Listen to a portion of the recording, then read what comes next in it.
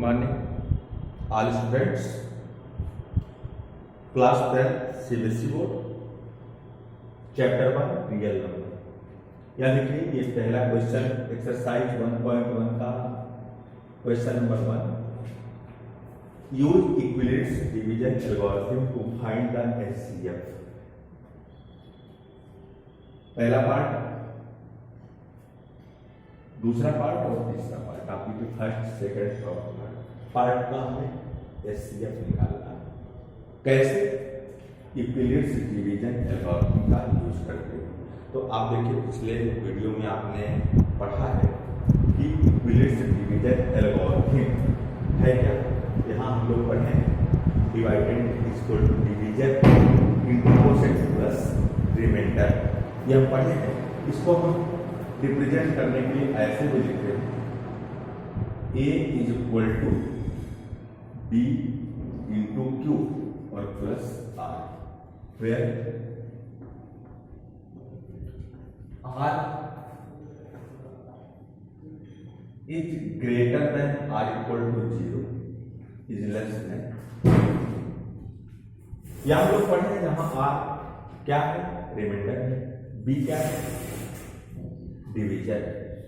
R की value, reminder की value divisor से छोटी होनी चाहिए और 0 के इक्वल या 0 से अधिक होना चाहिए। Greater than R equal to लिखा है। अब आप देखिए यहां से ये पहला पार्ट अगर आप लेते हैं तो लिखा क्या है, 135 एंड 225। इसका हमें एचसीएफ निकालना है।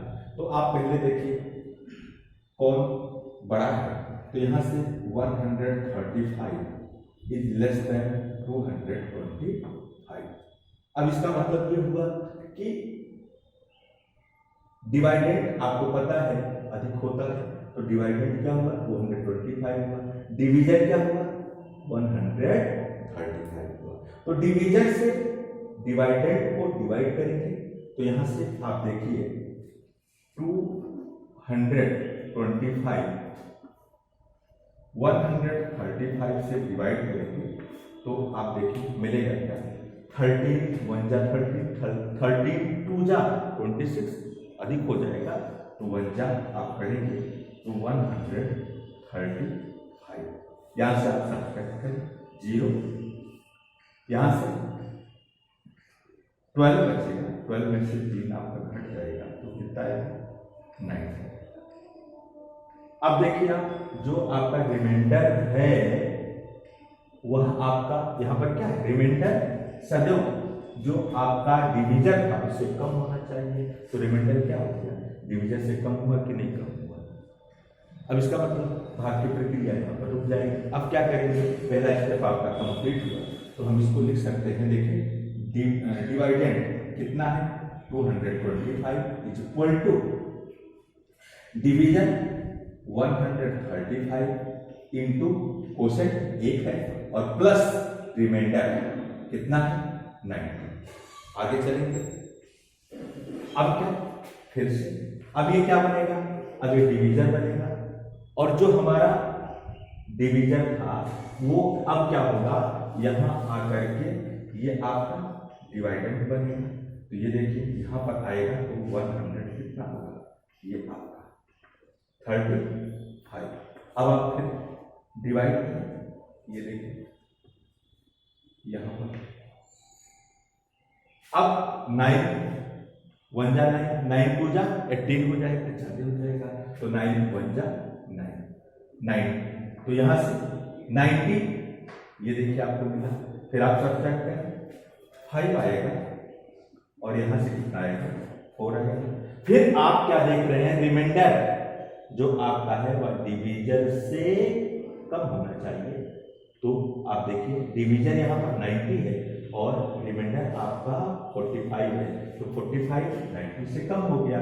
फिर अगली प्रक्रिया, अगला प्रोसेस, अब क्या लिखेंगे, यहाँ से 135 पहले ही बताए जो डिवीजन था। नेक्स्ट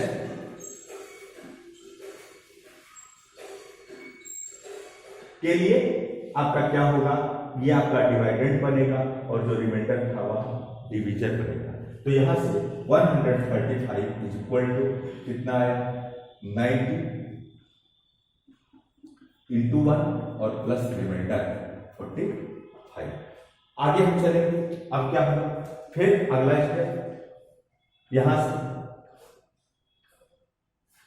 90, फिर वही प्रक्रिया 90, अब क्या होगा डिवाइडेड होगा और जो आपका रिमाइंडर था वह डिवीजन होगा।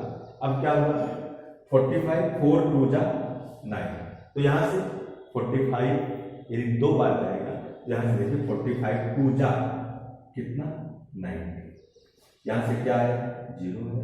तो इसका मतलब रिमाइंडर आपका या तो 0 से बड़ा हो या 0 के बराबर हो। तो 0 के बराबर आ गया, यहाँ देखिए 0 से बड़ा है, यहाँ भी 0 से बड़ा है, यहाँ 0 के बराबर आ गया। तो नेक्स्ट प्रक्रिया में आप देखें तो कितना मिला आपको 90 इज इक्वल टू 45 और इंटू कितना 2 प्लस कितना 0।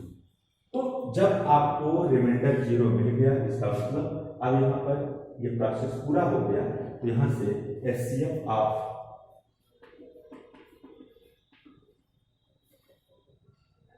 135 and 225 इज इक्वल टू कितना होगा 45। ये हम इस प्रकार से HCF, यही हमारा HCF निकालेंगे और यही हमारा इक्विवेलेंट डिवीजन एल्गोरिथम है। इसी का यूज करते हुए हमें इन 135 और 225 का HCF निकालना था। तो ये प्रक्रिया, ये जो प्रोसेस है, इस प्रोसेस को साइड में हम दिखाएंगे और उसी की सहायता से, उसी की हेल्प से हम इस तरह से ये HCF निकाल लेंगे। ऐसे आप फिर देखिए सेकंड पार्ट का भी आपको हम दिखा रहे हैं। यहाँ देखिए सेकंड पार्ट में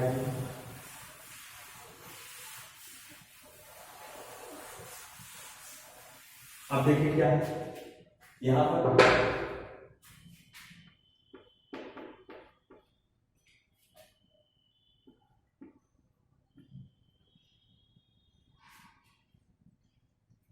196 and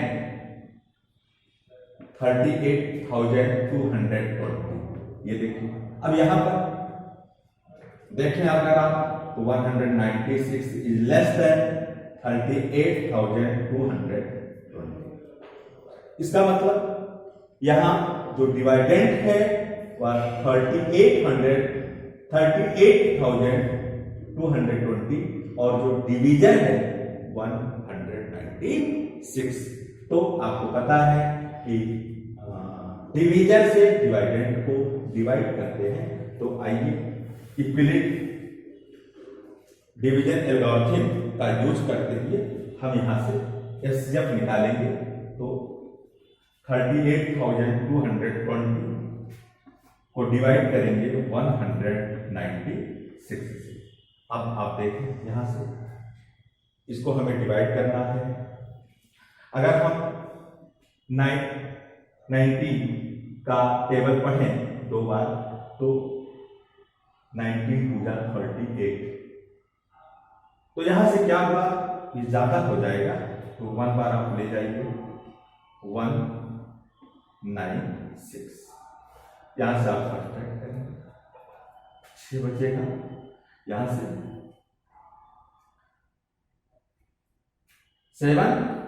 17 हुआ और यहां से आप 9 को घटाएंगे तो कितना आएगा 8 और यहां से 1। तो देखिए यहां पर 186 क्या है 196 से छोटा है। यहां देखिए फिर आप चलिए यहां पर उतारिए ना, इसकी बात ना कीजिए छोटे इसकी, लेकिन यहां पर जब आप 2 को उतार लेंगे तो क्या है, ये तब आप काम करते जो पहले स्टेप में हमने काम किया। आप देखिए बड़ा है और यहां पर भाग की प्रक्रिया तब रोकी जाएगी जब r आपका b से छोटा हो जाएगा। लेकिन यहाँ r क्या है, रिमाइंडर क्या है, बड़ा है, इससे डिवीजन से। तो फिर अगले स्टेप में आप चले फिर तो देखिए 19 का टेबल 186 की तरफ आप ये करके जब चलेंगे तो आपको मिलेगा क्या, यहां देखिए 90 9 जा 171, तो 9 बार आप ले चलिए, 9 6 जा 54, 5 बचा, 9 9 जा 81, 5 आप जोड़ेंगे तो 86 होगा, 8 आपका बचा, 9 1 जा 9 और 8 आपका जुड़ जाएगा, यहां से आप हटा दीजिए, 12 में से 4 घट जाएगा, 8 आपका मिल जाएगा, यहां से 15 हुआ, 15 में से 6 जाएगा 9 आएगा, या यहां से 0 आपको मिल जाएगा। अब जरा देखिए अभी 0 बचा हुआ है, यहां पर 0 आप बढ़ा दीजिए, इसको हटा दीजिए, अभी भी देखिए 980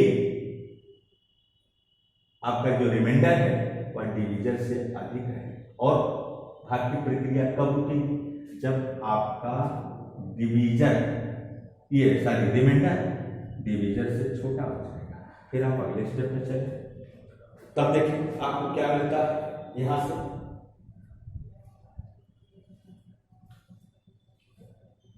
90 का टेबल पढ़े, 98 से अधिक ना हो,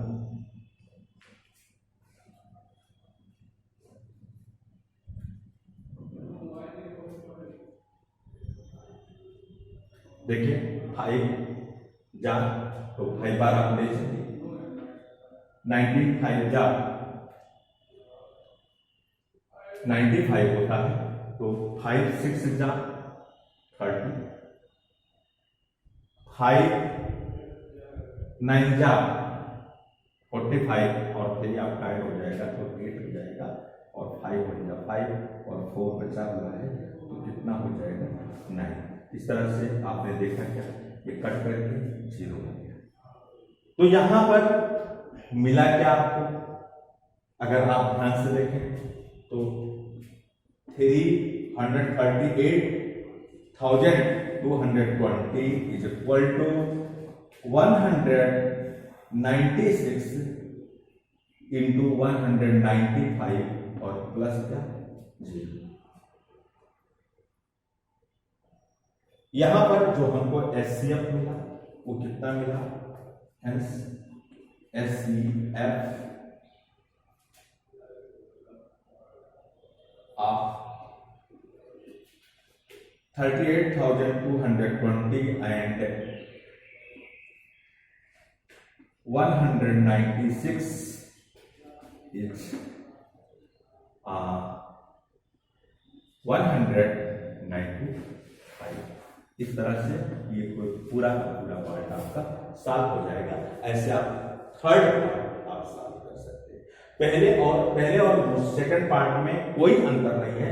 अंतर यहाँ पर देखिए हम डिवाइड करते गए, क्यों डिवाइड करते गए, क्योंकि ये जो आपका रिमाइंडर था वह डिवीजन से अधिक था, और भाग की प्रक्रिया तब तक जारी रहेगी जब तक आपका रिमाइंडर डिवीजन से अधिक रहेगा।